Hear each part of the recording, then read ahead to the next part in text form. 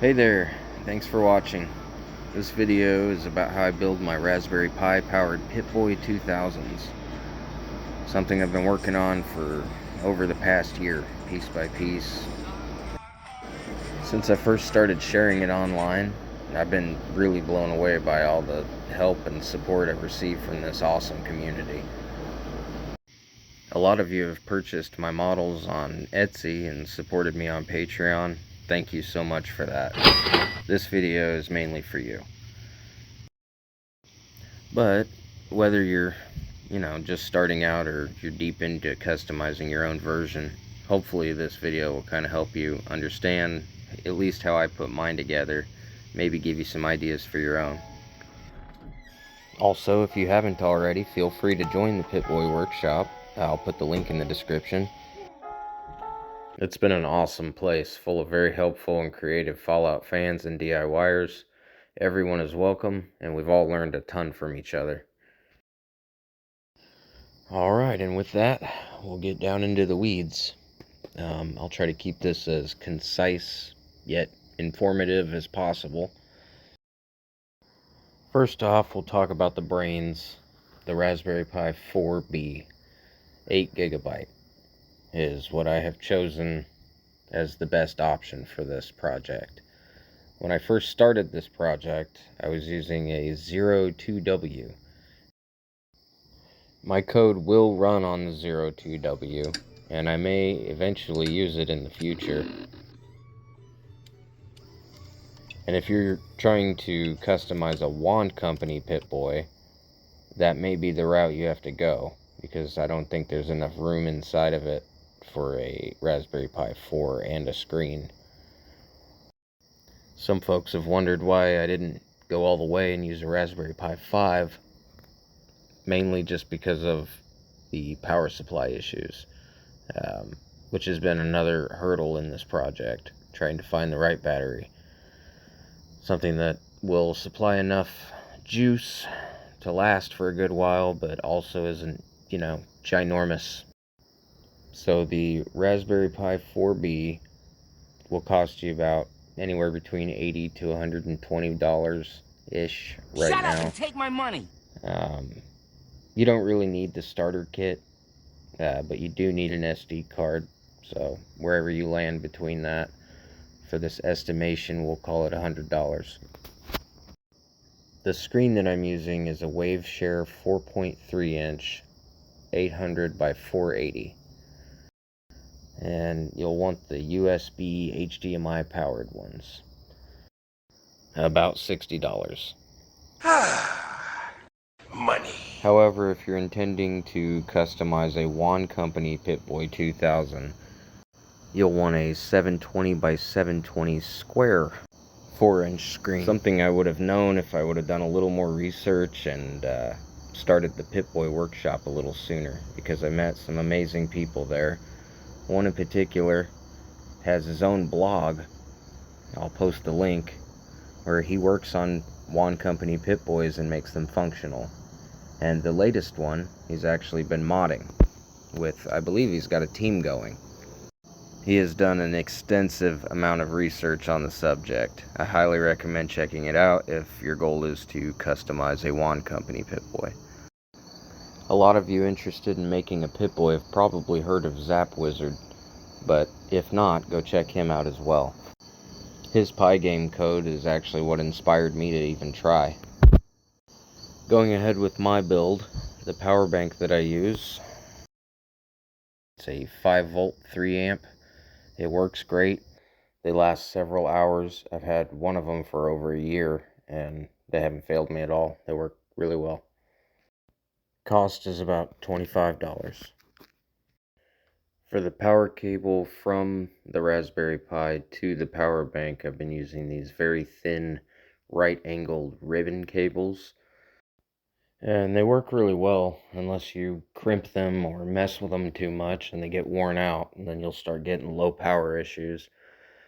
So I've been thinking about maybe switching to something a little more durable, something a little more thicker plastic surrounding the cable. Just as long as it's right angled and not sticking out like a normal standard USB cable. They're about $10, and you'll probably want a second one that will be a right-angled USB-A to a female port. That way you can draw out one of your USB ports to the Holotape Deck. At least that's what I've been doing on mine. You'll want a flat, right-angled 3.5mm audio cable, male to female. A 3.5mm female to bare wire, and a 3.5mm male to male spiral cable. Altogether about $25, I think, for all three of them, give or take. Sometimes when you buy them on Amazon, you'll get more than one, which is kind of nice in case you mess up or you want to try something different. The audio module that I've been using is the PAM8302A, and you really don't need the Adafruit one. The knockoffs work just as good, and you can get them about $5 a piece or a bunch of them for $10. The speaker that I'm using is an 8 ohm 2 watt, and you can get a bunch of them for about $7.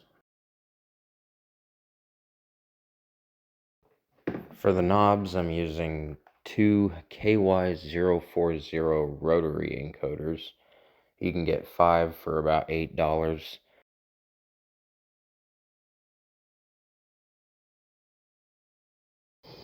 The VU meter you can get on Amazon, but it's surprisingly more expensive than when I bought it. It's between $20 and $30 on Amazon, but I bought it on AliExpress for less than $5. You can get a whole bunch of these tactile push buttons for about $9. For the little tube lights between the boxes, I'm using these 10mm orange LEDs. They're about $7 for a pack of 10. For the light on the Holotape Deck, I'm using these 6mm orange indicator LEDs. You can get 5 for $7. And then you may want a couple 5mm LEDs as well for backlighting. The toggle switch or rocker switch is a KCD 110. I found them way cheaper on AliExpress. For some reason, they're pretty expensive on Amazon. For the power button, I'm using a 1/2-inch momentary push button. This one's about $7. This part's optional, but if you want to use the desktop features of your Raspberry Pi, I highly recommend a good Bluetooth keyboard. The first one I tried is a foldable keyboard, about $30. I eventually bought another one that's more like a controller. It's more handheld. I gotta say I like it a little bit more. Also about $30. The charge doesn't last quite as long as the other keyboard, but I love the buttons on the shoulders that are your right click and left click. It has a backlight function where you can light up all the keys. I really like it. Another optional part, the 1/4-inch Ardu cam. It's about $27 to $30. The most recent version of my code doesn't have VATs or any use for the camera, but it's pretty easy to put it back in. I just need to perfect the way it sits into the model. Some other parts that you may or may not use, but may be helpful to you. Some JST plugs, some PCB boards, some 20 gauge wire. These little jumper wire connectors are pretty handy. Just for looks, you'll need 3 of these ring wire connectors for the front of the Rad Box. If you plan to use leather on the cuff, you'll need about 12 by 24 inches of that. Some kind of strap and buckle. I use these little velcro strips to secure the power bank to the back of the Pip-Boy. Once I find a good battery configuration or redesign the cuffs so that the power bank can go on the inside, then I'll probably redo it. But for now, this works pretty well. All of this just works. I mean, the only thing I really don't like about it is that the cord is kind of sticking out if you don't have it at the perfect length. But I like being able to swap the power banks easily. Originally I had it on the inside of the cuff, but that made it a bit difficult to charge. And also, when you try to plug in to charge, it immediately turns the Pi off. It also boots up immediately when you plug it in. So there's a few things I don't like about the power bank method. But until I find an internal battery that will work with the Raspberry Pi 4, this has been the easiest solution. A few months back I sank quite a few caps trying to figure it out. For some reason I just wasn't getting the right voltage output. Couldn't get a stable 5 volts. I tried wiring several different types of rechargeable batteries in parallel. I tried stepping them up. I tried stepping them down. The batteries have me stumped. I was pretty close, and I do think I'll figure it out as soon as I get more time and money. Get some more batteries, converters, try again. Loser! You're a loser! I thought about wiring a power bank directly to the Pi, to the power button, but I'll figure something out. But until then, I'm moving forward with power banks. Some small hinges to attach the cuffs. They don't have to exactly be these ones. I found these for like $8 at Ace Hardware. Another optional part, but I like using real metal where possible. These little, I don't even know what they're called, honestly, little ring washers. They're quite expensive, so if you can find something cheaper, that might be a better alternative. And there's actually 2 versions of the Rad Box included in the STL files. One with and one without that little space filled in. Also a printable version of the spacer. Some sort of screen material, perforated metal. I found this at Walmart. It was like a little metal cup. And there's like trays, and you can get them for like $5 to $10 in the craft section. I've been using threaded metal rods to tie all the boxes together, but you could use bolts. Then you'll need nuts, obviously, and some sunken washers. Unfortunately, I was dumb, and I didn't jot down what sizes of hardware I used. But really, it's up to you. Whatever's clever. Whatever works. Alright, we're almost through the parts. My God, are you still talking? We will need some adhesive. Some super glue, cement glue, all that kind of stuff is good. I use Mod Podge Clear Glossy to go over it after I paint it. Kind of makes it look roughed up and everything.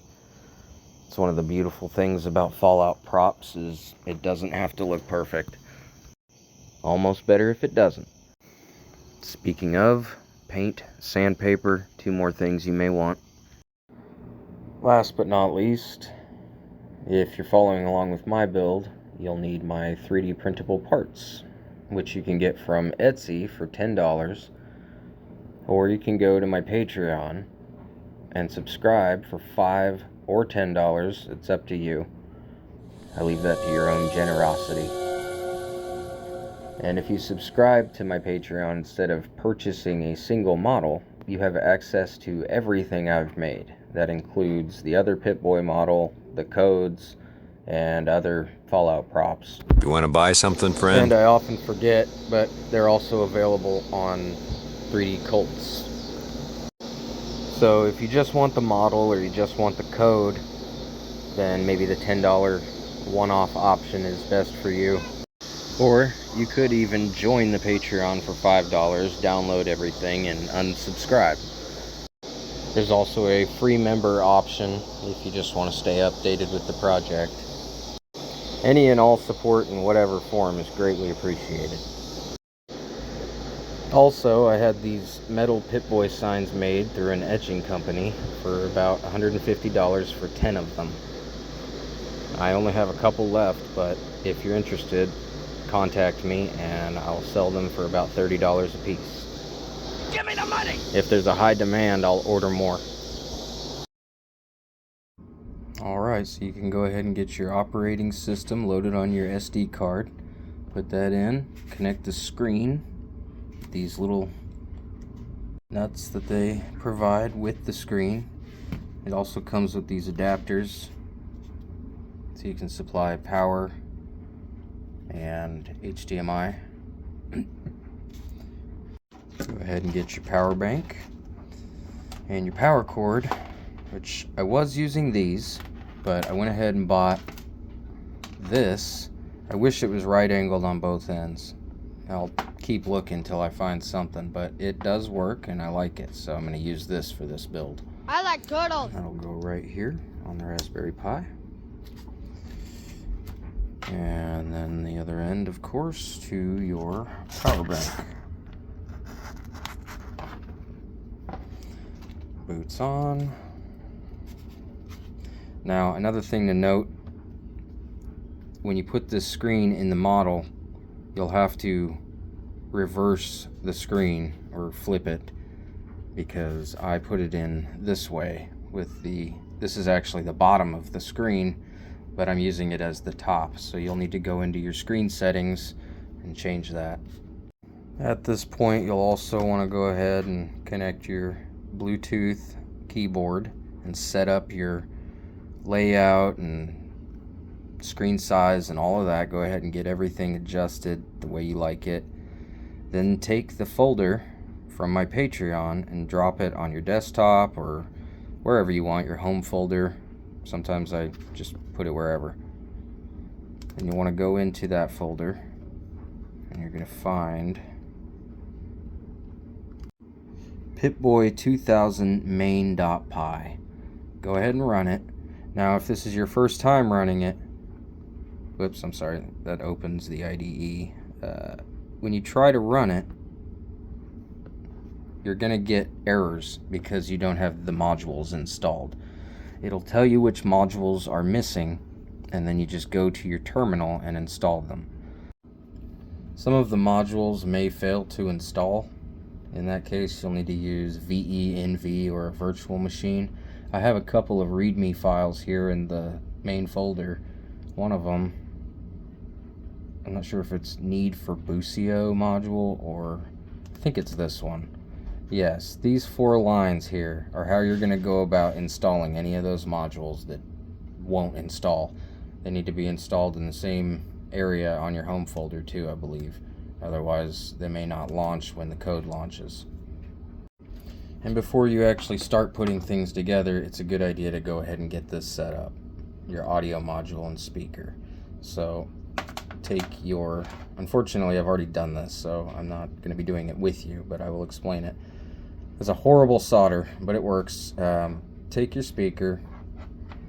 You can use jumper cables. I like to because it makes it easier for wiring, or JST cables. Wire straight into here. This is where your audio will come out, if it'll focus. It should say like, well, just amp, yeah, minus and plus. The VIN and ground obviously is your power, so that's going to go to the Raspberry Pi. And then from the A minus and A plus, which is your audio in, I guess, I've got the 3.5 millimeter female to bare wire cable soldered straight in. Now you can, if you want to, bypass this and just take your curly cord and cut the other end of it and wire straight into this. But it makes it a little more difficult for wiring, so I kind of prefer doing it this way. Alright, we've got my very crudely drawn schematics here. And so for the audio module, you're going to want to put it on this 5 volt and this ground. So that's going to be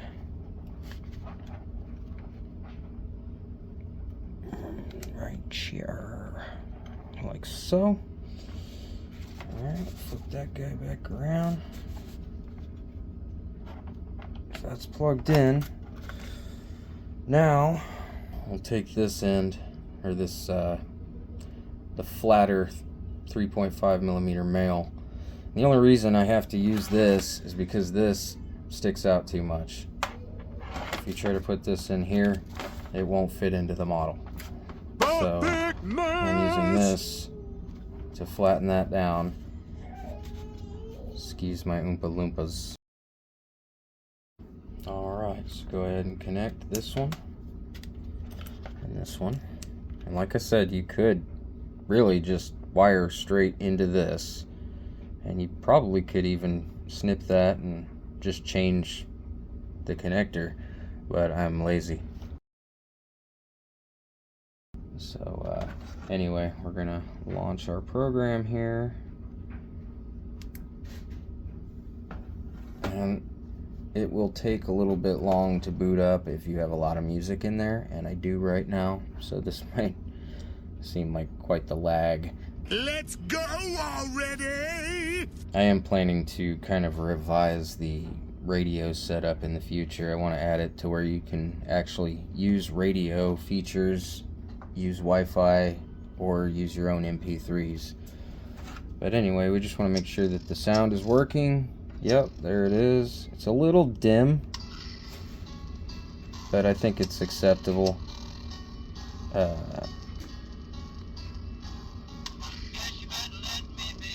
It's scratchy and crappy sounding, but you know, it's got that old-timey feel. The amount of wire that you use, the thickness, the length, will affect your sound quality. I haven't really figured out the optimal amount, so just play with it before you make this permanent. So at this point, I went ahead and unplugged it. You can go ahead and take the audio module off of it. And in fact, probably just unplug it from here. And then go ahead and get this one ready. And again, I may try to find a better, more quality cable than this, and if you do, then by all means use it. But this is going to go like this, and you can get these where they angle up or angle down. I probably should have got one where it angles down or the other way, so that I could put it here and not have to drop my camera and bend that. God damn it. Anyway, I almost dropped my camera, or my phone, whatever this is.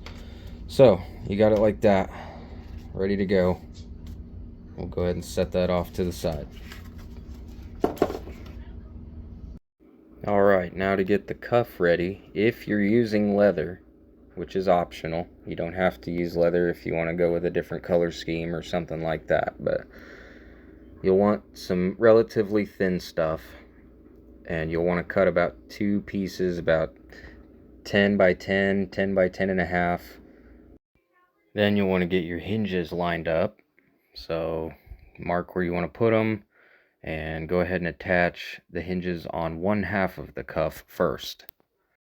Then I usually start with the back cuff. I'll throw some glue on there and smooth the leather down onto it. Try to pull it tight and stretch it as much as you can, and just keep smoothing it down till it starts to dry. And I usually start at the wrist and then work my way back instead of doing it all at once. For the first half, you can just cut some little slots in the leather for the hinges to go through. And then you'll start the second half, and you'll need to actually kind of cut some slits up to where the hinges will poke through, so that you can actually wrap the leather around it once the hinges are attached to both sides of the cuff. It makes it more difficult to wrap that second half. Once it's dry, cut the holes. Then you can go ahead and put your curly cord in with a rubber grommet, which I believe I forgot to mention the rubber grommets. You'll need to pick some of those up. Sorry about that. You just need one for the cuff and one for the radio box, where the other end of the 3.5 millimeter cable will end up.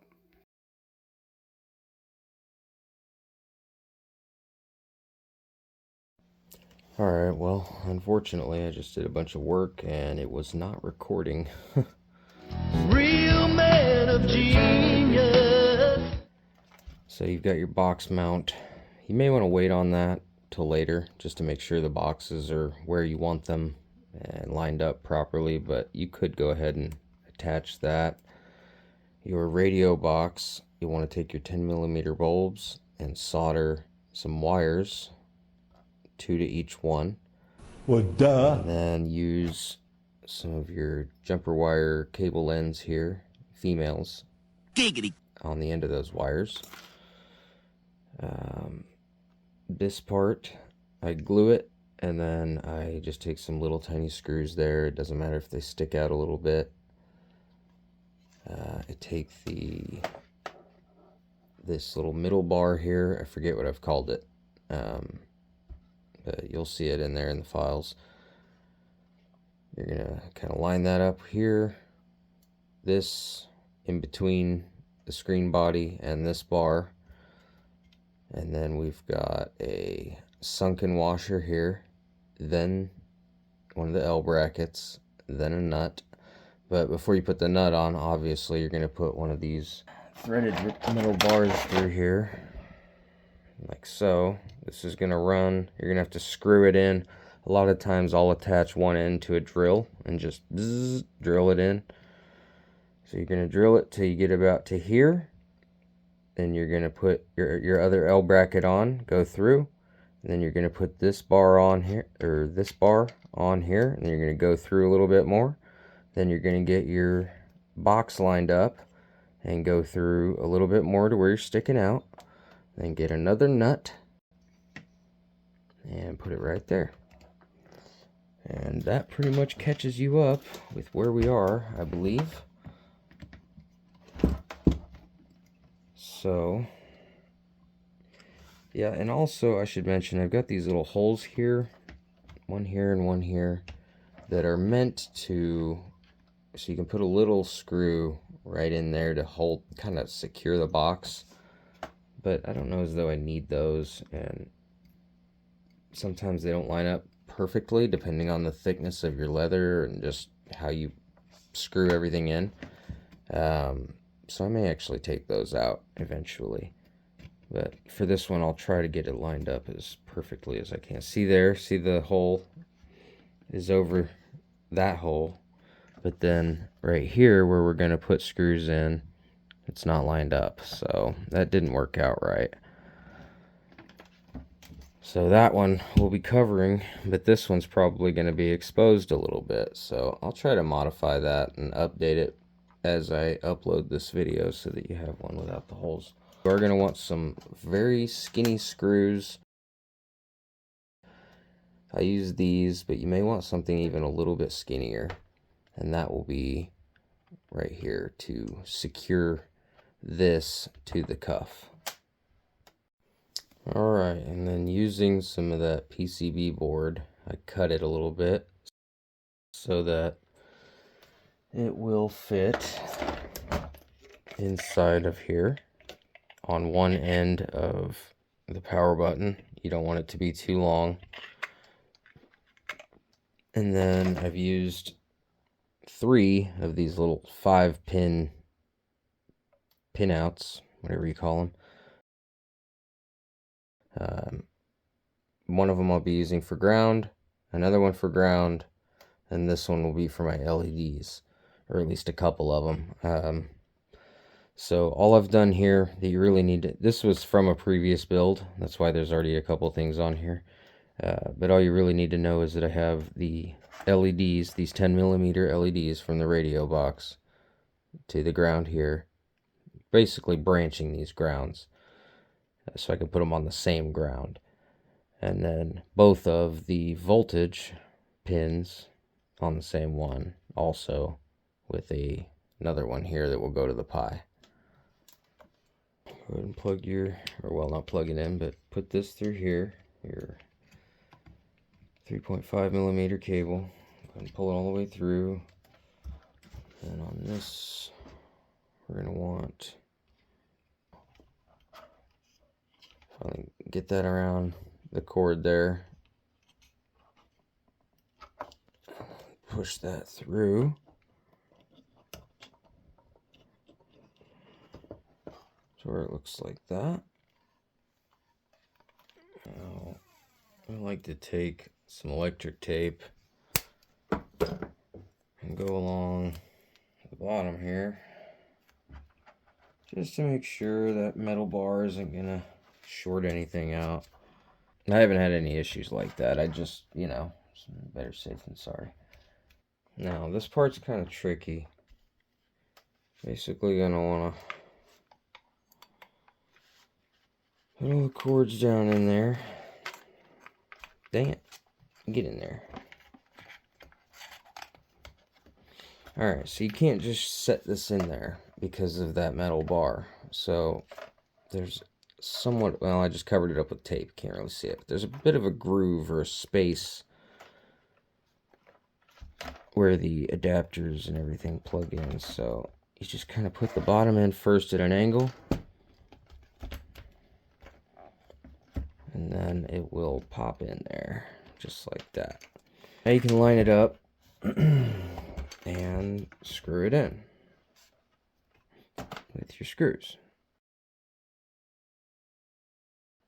Just get it to where you like the angle of it, and to where this, the radio box, will pop down onto the mount like it just did.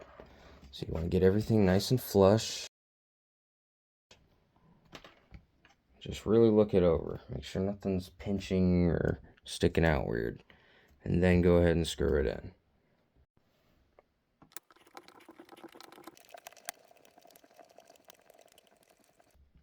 Okay. Make sure there's no gap. Alright, we're nice and flush.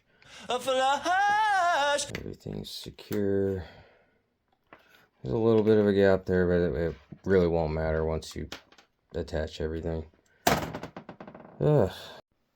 Alright, with your screen mounted, you're going to want this little PCB board on this side of everything. So the LED wires are going to be coming through here and running up through here out to that PCB board. Alright, we got our light back. One thing that I forgot to mention here, sorry to put this little bar on, but I'm probably going to take that off. There's a little slit here that you'll need to cut through the leather. You probably noticed it on the actual model itself. So this here, your female USB port, is going to go through there. Something kind of like so. Yeah, these little ribbon cables, I mean, see that? That's where you're going to get crimpage, if that's a word. I mean, they're kind of nifty because you can mix match them and get different lengths and all that, but they're not exactly cheap. And for them to be, yeah, shoot, I don't know. I should have gone the other way with it too. Well, you live, you learn. Alright, and if you're planning to use your Ardu cam, now is a good time to go ahead and throw that in there. I wasn't going to use it on this build, but I'll go ahead and put it in for now. And if I decide not to, then I'll just take it out. Easy peasy. So that'll go there. And then again, just like pretty much everything, it's going to feed up through here past the pins, which is sometimes kind of difficult. There we go. Just kind of, you don't want to crimp this one, because these are not cheap. Oh, you can also go ahead and put on your screen cover. Later in the future, I do plan to make some sort of mold or shaping device to be able to bend acrylic in such a way to where we can make screen covers. So we get that cool CRT curved screen look, but for now it's just that. Went ahead and put the Velcro strips on the back of the cuff and the power bank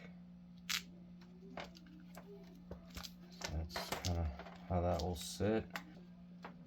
And since I'm using this cable now,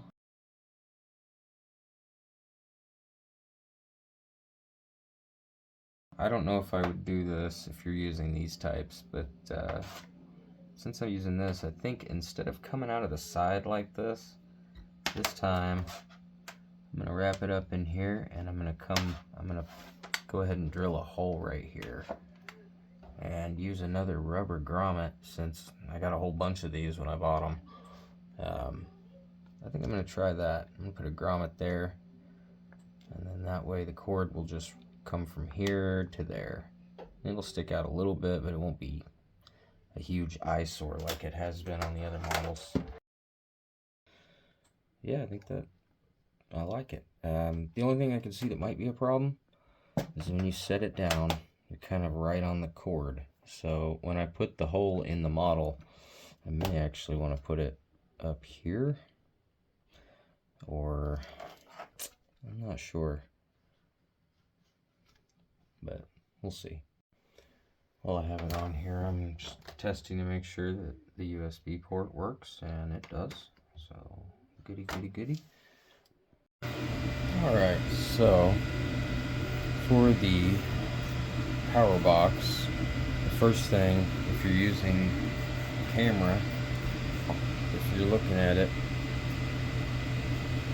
this side is your top, this is your bottom, so you're going to want to put it in there like this. So we're going to take our piece of foam, we're going to go ahead and plop it in there. Then you're going to want to get a little needle or something to poke with. There you go, just to mark it so we know where we're at. Get that back out, put that right where we marked it. Well, it's going to be a tight fit.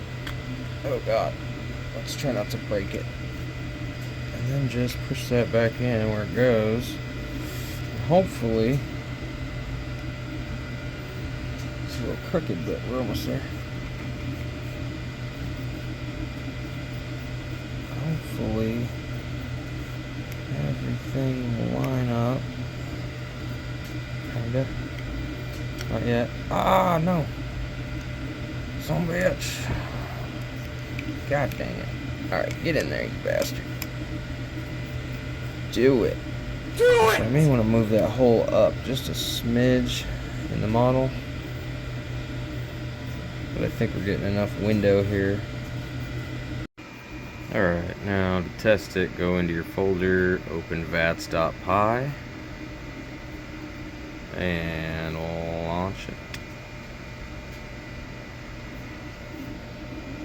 Alright, so that's what we got here. Oh. It's a little dark.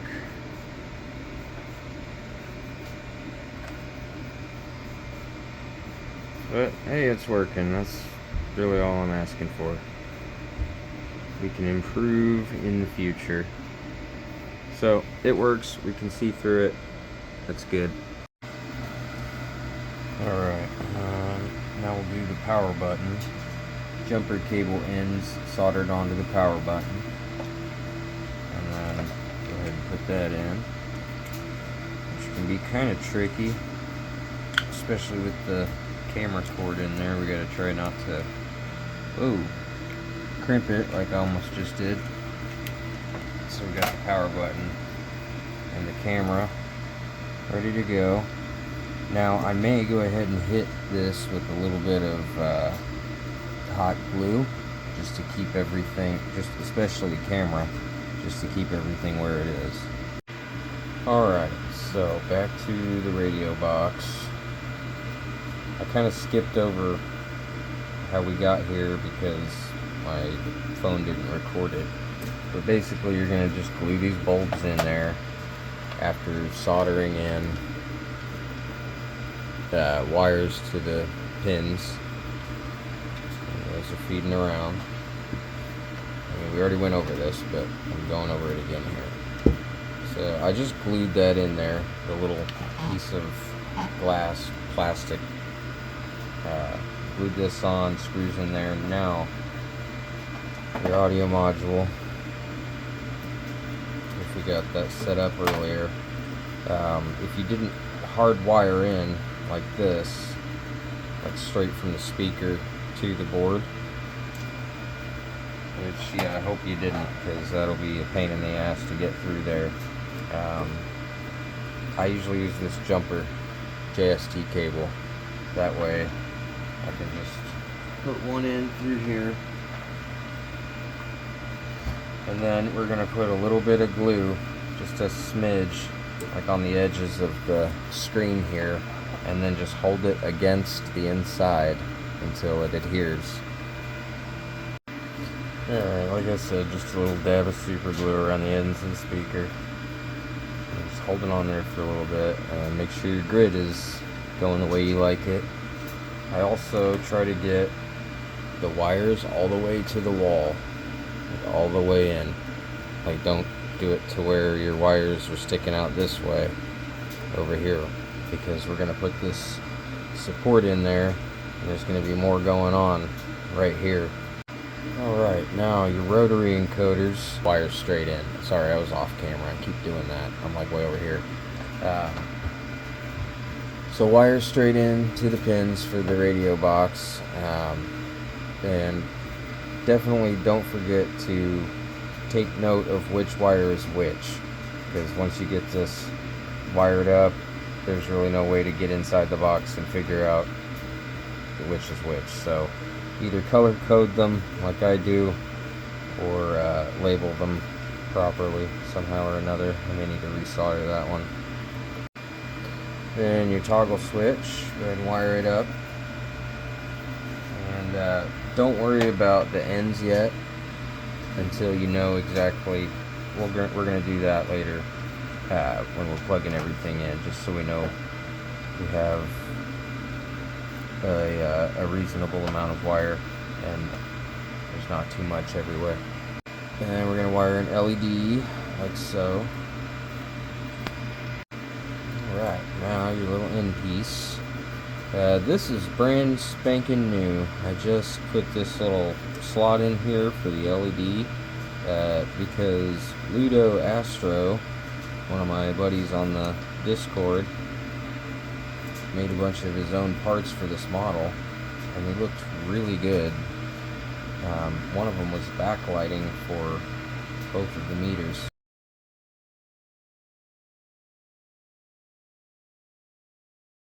So I'm going to try that on this build.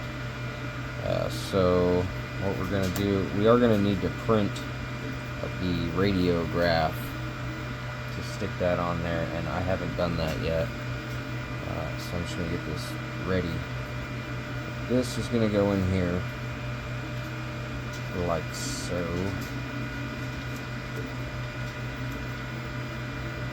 And take our encoder like such. Toggle switch. Now I'm going to dab a little bit of hot glue in there of this clear gloss Mod Podge. Just put a little bit there. Now I'll just kind of go over that. Alright, we'll let that dry. When it's dry, we're going to go ahead and start feeding through here all these wires, which can be kind of a slow going process, but this can be tricky. Am I on camera? Okay. We're going to want to make sure these are up and everything's secure, everything's tight. Alright, now we're going to start pulling as we feed this in. Okay, well that's embarrassing. So I just made the adjustment here for this LED, and I moved, you can't hardly see it, I moved this wall out and this wall up so that this could sit in further, so that it would sit nice and even with the wall. In doing so, this portion sticks out down more, and now I can't slide the dang thing in there, so I'm gonna have to go back into the model and push this up a little bit more so that when it's sitting in there, this isn't hanging down, which I will do as I upload the video and make sure it works. But for now, I went ahead and just said, you know what? Give it the snips. Anyway, slides right in there. And there we are. Alright, another part that can be kind of a pain in the cheeks. I'm going to take a piece of threaded bar here. I went ahead and already cut it. I'm just going to slowly.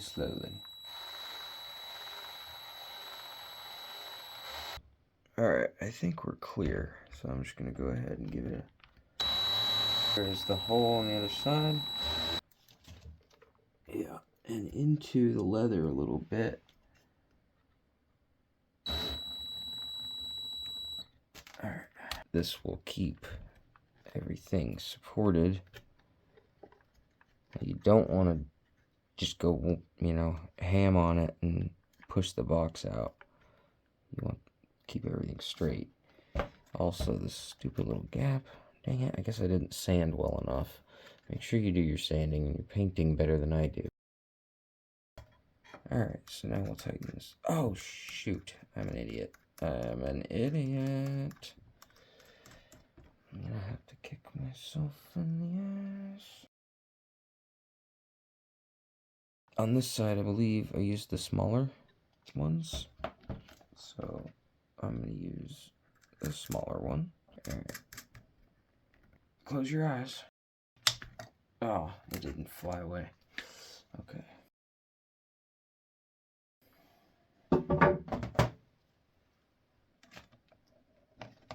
I'm done. I'll probably hit those with a Dremel. Alright, anyway, there's the radio box done. The next thing I think I'm going to do is attach the audio module. I don't know if I mentioned before plugging in from where the audio cable comes from the Raspberry Pi. Go ahead and plug in your audio cable that's coming in through the radio box. You got your audio module somehow secured in there. You can glue it, you can screw it in. And then if your speaker, if you're not going to directly hardwire your speaker in and you're going to use JST plugs, then go ahead and plug those in. Same with the other end of the 3.5mm cable. And again, you can hardwire directly into the audio module, and if you're doing that, sorry, I've been off camera, damn it. If you're directly wiring in to the audio module, then you'll do that at this point. I generally choose not to, because if I need to unplug something or swap a part, then it's easier if I have plugs. Alright, now onto the Rad Box. We're going to wire up 3 tactile push buttons, like so. And again, I would color code these so you know which one's up, middle, down. Anyway, once you've got 3 of them wired, you're going to shove them down into there. Some sort of tweezers or something to really firmly press that in there. You've got 3 of them in there. And honestly, I may want to sink these in just a little bit more, because this is going to be hard to slide in with those sticking up like that. But I think we can get it. We'll go ahead and try it. Another one of these. Now I need to solder wires to the encoder that we'll be using here. And for this one, we are going to use this little nut. I want it like right at the end, like about there. This is going to keep it from basically from pushing in too far. Alright, now for the Holotape Deck.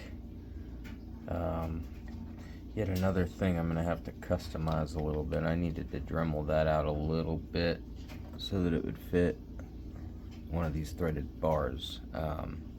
In previous builds, I had just used a simple paper clip, which would work if you want to go that route. And then these will spin more freely. This time around, I figured I'm not really using them, so I'm just gonna have them in there for looks. So I figured I'd just keep them a little bit more stationary. My buddy Ludo Astro from the Discord, instead of using this, he actually put little LCD bars or little LCD screens in here in place of these, and actually has it telling time. The reason I'm not doing that is because this was intended to be a replica. So I want it to look as much like the game model as possible. And also, you already have a clock and your date on the screen, so having it here is kind of, you know, redundant. So I feel like if I was going to customize and branch away from what it actually looks like, then I would do something different than a clock. Probably USB ports or something like that. But anyway, so now that you got it, you're going to get these spaced out just correctly to lay in there. So it's going to be 2, 3, 4, and 4. And then your indicator LED is going to go in through here, and you can secure it with the nut. I think I just glued it there. This is from a previous build. Now for this one, I'm going to go ahead and just super glue. Whoa, crap, a whole lot. I'm going to use a whole lot of super glue. That's what I'm going to do. Didn't mean to, but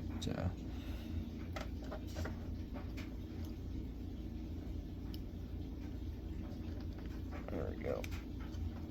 And I'm just going to kind of finger clamp it there for a minute. Watch your eyes now. You don't want to... Oh, there it goes. Alright, now, this part honestly can be a little bit of a pain. Just as far as feeding the wires through. I'm going to do it one by one, actually. One by one. There's one. Yep, there it is. Okay. So we're just going to feed these in here.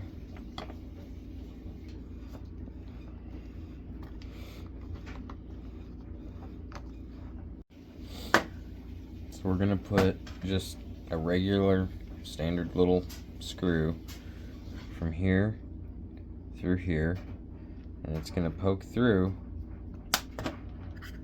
into this part on both sides. Now, this whole method is probably going to get rethought here soon, redesigned. And make sure when you're screwing in this screw to have your wires all the way over, which is kind of a pain. I'm a noob, y'all. I'm figuring this stuff out as I go. Trial and error.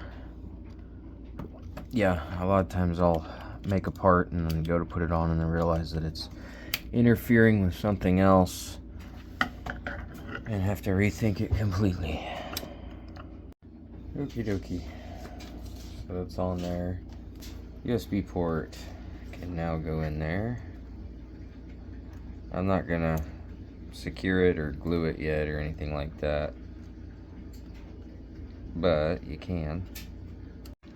Alright, so for now I'm just tucking that down in there, but it is plugged in.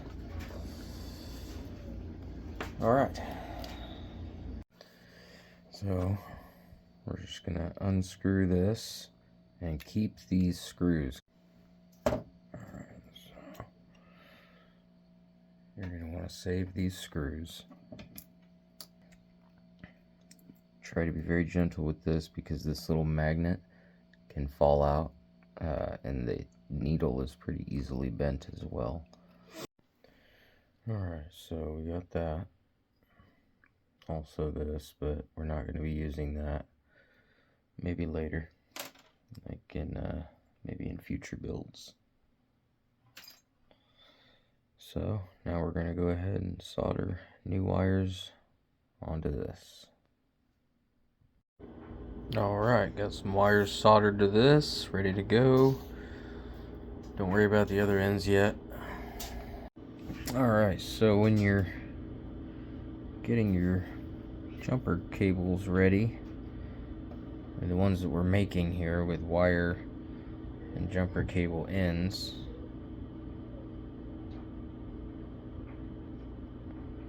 you're just going to kind of get it on there like so. And then I usually just give it a squeeze. When you're doing this, you want to make sure you're not getting solder all the way on it. You just want it right there, right where the wires are. Alright, so now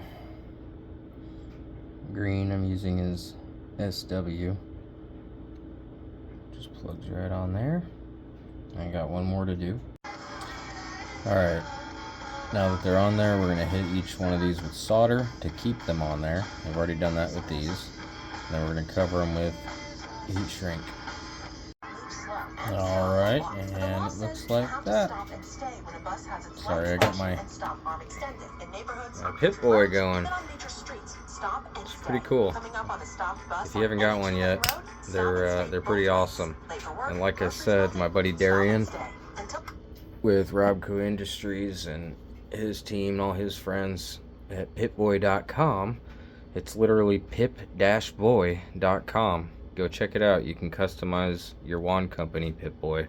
It's pretty cool stuff. I definitely plan to get into that eventually, but so far I haven't done anything with mine except update it. But it's pretty freaking cool. I like it. Alright, onward or backwards to the Rad Box insert. So we've already put our buttons in. Now we're going to take this encoder. Okay, so before I had it like that, which I would advise, instead of coming from the back side, come from the front side on this one, because we're going to use this little spacer behind this, and if these are sticking out the other way, then it actually pushes this to where it's crooked. So yeah, okay, so now that we've got our buttons in there already, you're going to want them kind of pulled away from the wall and up and down, like to where we've got some space there. We're going to want this nut sitting at the end of the threads, and then we're just going to plop it on in there. Try to pull your wires out of the way of that nut so that it can sit flush against the wall. Alright, so got that mess now. So now what we're going to do is we're going to take this little insert, and you'll notice there's a groove on the roof here, or the ceiling. We're just going to take that and slide it right in there, and it should kind of pop in. There it goes, yep. So now everything's held there. I like it when things work. Now we're going to take one of these LEDs that we wired, and it's going to go right there. Alright, now your VU meter, voltage meter, is going to go right here. But you'll notice that needle is a little too long, so we're just going to snip it just a smidge. And then before we put this on, we're going to put our little Geiger counter label. Actually, I'm not using that one. I think I'm going to use this one this time around, because it's white. It looks a little cleaner, and it doesn't have a needle on it. A lot of times I will take the original meter and I cut it to where it will sit right there. And then I'll take this and put it over it about right there. And then I will glue it all in place. And then remember this little cutout here. However, I've done this in a square shape. I've done it where I just cut the circle of the VU meter in half. You can do it however it works, really, but it's going to go like that. Alrighty. So, you got the meter screwed in, piece of glass. I like to zip tie the wires that kind of go together, like all the button wires, all the encoder wires, and the two from the rad meter, and then the other two from the LEDs I just leave. But anyway, we're gonna feed all these through here.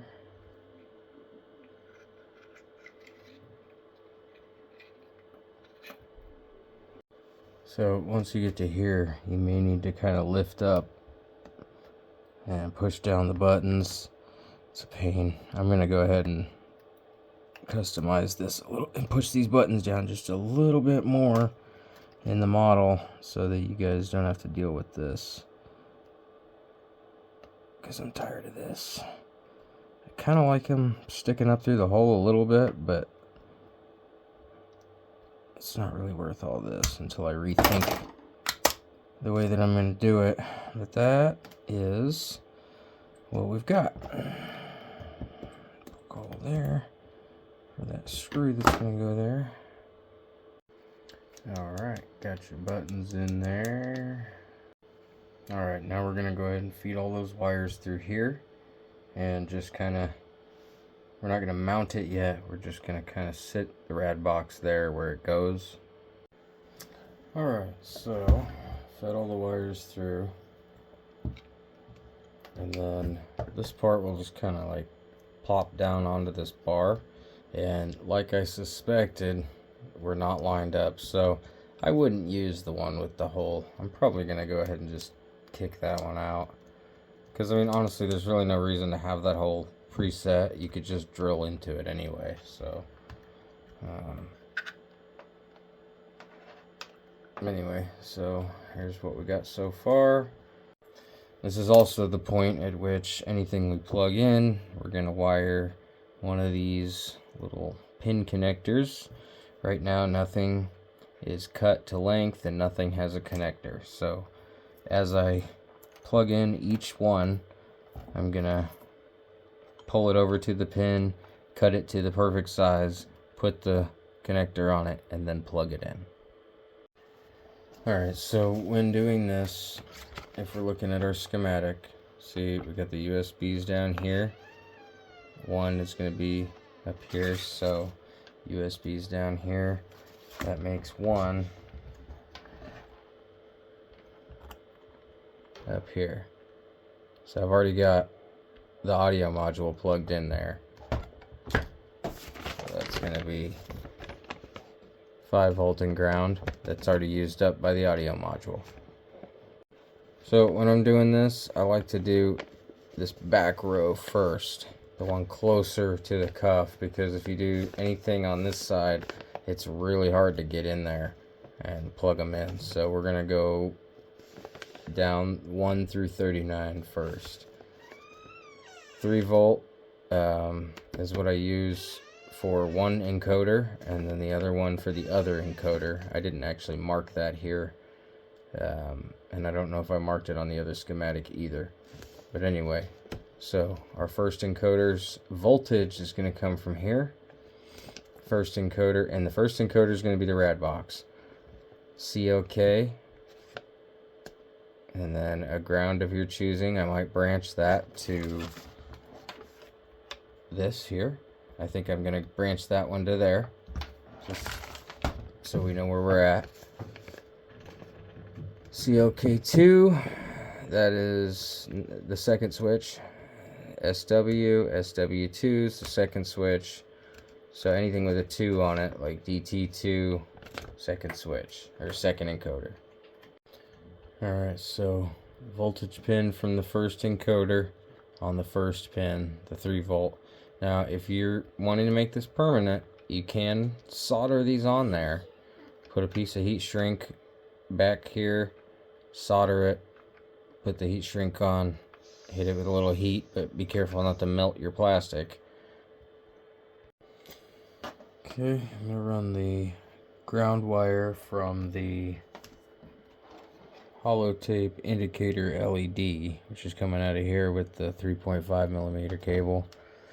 That ground wire and that positive wire, I'm just gonna run straight to this ground branch and right here where we plugged in our other LEDs. And then I'm gonna go ahead and hit it with solder so that they stick. So I'm just going along this side first. I also went ahead and cut another little piece of foam and put that over the rest of the camera ribbon.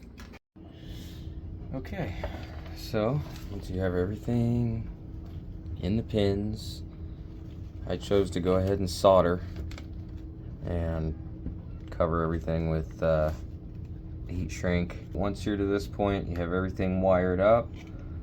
Now you're going to take the camera ribbon and feed it through, and it's kind of hard to do with everything in the way here, so I found it easiest to go right here where the USB is.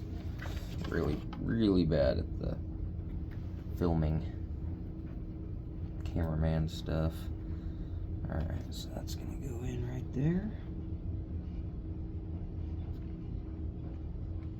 Like that, I do believe. Kinda. Make sure you. Alright, got it all the way in there. I'll set that down. Oh, it does have a little sticky tab too. That's kind of cool. I didn't realize that until just now. Alright, well, now we can go ahead and push this in here. Like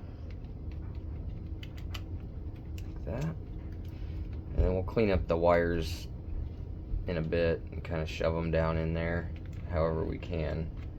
Whatever you can do to kind of get it to not look so crazy. A lot of times I'll just stuff them in there. Now you're going to bring this over. It's going to slide in to there. You're going to line the holes up. Actually, I might just kind of, yeah, that's, doesn't look great, but it's, you know, it is what it is. Now we want to make sure as we're drilling this in that we're missing all of the cords and the pins. So just be very slow and careful. I like to get one nut all the way to the end here. That way if you mar up the threads and then you get it all the way in, you're not like gonna be sitting there trying to screw this nut on there and it won't go. It's really annoying. I've been there. So before we do that, let's get a sunken washer, and then we're gonna just start going in here like so, through here, through the first power box hole, all the way through to the second power box hole, out, and then I'm going to use one of these. Alright, and you're pretty much done.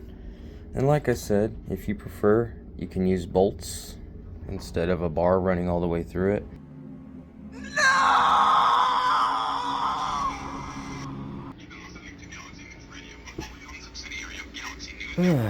I'm an idiot. So I went and put this thing together and fired it up, and guess what? A couple things didn't work. This didn't work. This rotary encoder, actually, this freaking rotary encoder didn't work. And my toggle switch, for some reason, was like acting like it was always on. It was constantly flickering. So Apparently there's polarity to the toggle switch that I didn't realize. So make sure you have it wired correctly. Make sure everything works before we plug it in. You fool! So, I had to back up. I'm reprinting parts because I had to break this screen cover to get it out because I glued it like a moron. My life is a lie! My life is a lie! Somebody's gotta get stabbed! And putting Mod Podge back on it, waiting for that to dry. This time around I'm using this screen cover with the bar connected to the side of it, which I have not tried yet. And I just made this one, which has a little bit wider of a hole for the LED and deeper holes for the buttons, so that it should sit down better and be easier to slide in. And also this time around, since I don't think I showed that. I think I forgot to get video of that, of how it looked when I wired it together. But honestly, the little LED bulb that I put in each one, it's like a dot. It doesn't light the whole thing evenly, like I was kind of afraid of. So unfortunately, the radio box is the way it is now because I'm not in the mood to take it apart. But for the Rad Box, I'm gonna go ahead and try. I don't know if this is gonna work or look good or whatever. I'm gonna glue these little foam pieces in here, and then I'm gonna lay this in over the top of it so that maybe a little bit more light gets through the back of it. Okay, now that I got everything wired up again, we're actually going to test all the buttons before putting it together. Imagine that. It's alive. And it works. Alright, now for the little screen part, you're going to cut a piece. Well, you're going to measure and cut a piece that's about as tall as that, but give a little room for your spacers here. Now, one of these are not identical. I didn't realize that at first. These were made by Ludo Astro. I didn't. But we make can't these. expect God to do all the work. So one of them's your bottom, one of them's your top. Bottom's going to be shorter than top. And then you've also got these little side connector pieces here. I used to just fold the ends inward and then screw it in, but I like this a lot better. I think it's going to look good. Looks a lot more accurate than when I used to just crimp the edges inward and screw them into the box. Alright, just put the little screen cover on that Ludo Astro made with the little frame there. Looks great, I like it. Put the little feet on, put this on, put the sign on, these little bolts. I forgot to print these, so I still gotta put those on. I've got the first portion of the strap on, which you'll just use a smaller little threaded bar. And you're basically just going to fold that in like that. And then you can glue it or sew it, stitch it, whatever you want to do. Got to put the knobs on there. A lot of times these holes are just a little too small, so you'll have to take a soldering iron or something kind of heated up and then press it on there. I like to use a separate encoder to do that instead of pressing onto this. The little L brackets that I've included keep the middle part of the holotape up. It also adds pressure here so that this doesn't fall down so easily. The holotape deck is the part that I have thought the least about. I've been using some foam on the inside to cover up the electronics and sort of fit it to your arm a little better. Apparently there is no white foam on the inside in the actual game model. For some reason I thought there was originally.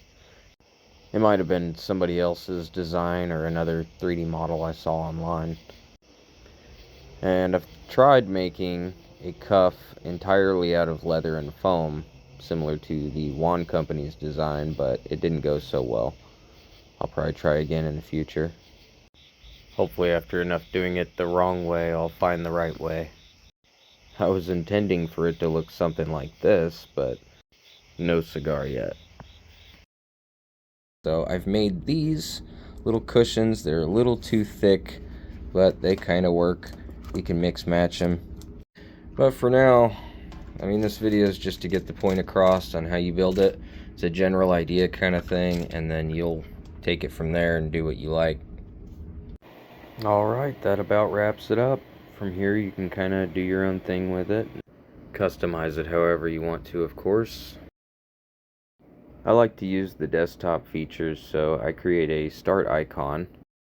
I also like to customize the entire layout to be more Vault-Tech-ish.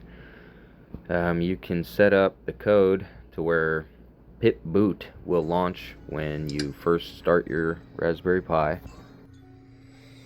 You can customize your CSV files to change your item information and your quests. Later on, I'm going to be adding a lot more than that. If you find any mistakes that I don't know about or didn't catch myself, feel free to message me on Discord or comment on YouTube, whatever you want to do.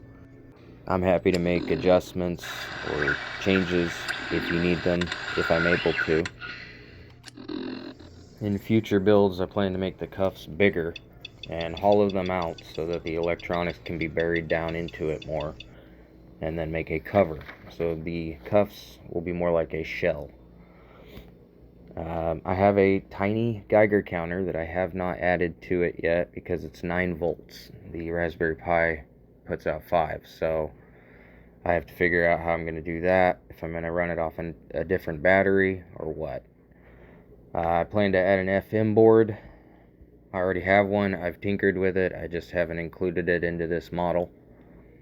I'd like to add an external flashlight, something more than just the screen flickering. And next time I go with the 2000, I'll be using a square screen. I'll also be finding a internal battery setup. I'll be optimizing the code. Several people in the Discord are working on Pip-Boy games. All kinds of cool things planned once time and money line up. Alright, success. And with that, I'm ready to get back into the wasteland. And hopefully, this video will be of some use to you, and you'll be able to get yours up and running as well. Again, thank you to everybody who's supported me this far. Feel free to join the Pip-Boy workshop, or message me with any questions you might have. It is a tedious and expensive build, but it is doable. And like I said previously, we've got a lot planned for the future as far as improvements. So if you have any skills or ideas you'd like to contribute, please don't hesitate. As this video has probably shown you, I am no expert with this stuff. I'm a complete noob, and I'm just learning as I go, so don't be shy. Up next on the chopping block, I'm probably going to get back to completing the code a little bit more. Getting it all filled out and everything, all the bugs fixed and everything. I might go ahead and do a video just on the code, on setting it up, getting the modules installed, all of that kind of stuff, customizing your CSV files. And I might try to do a build video for the 3000 model that I made. I've also got a few other 3D models that I've been trying to get finished, and I'm taking suggestions or commissions. If there's something you'd like made and you don't want to do it, let me know. Anyway, thanks again. I'm going to go ahead and head out. Be safe out there, Wastelanders. Whoa!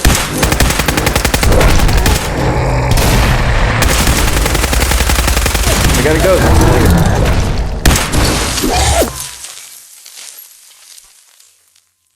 Thank you.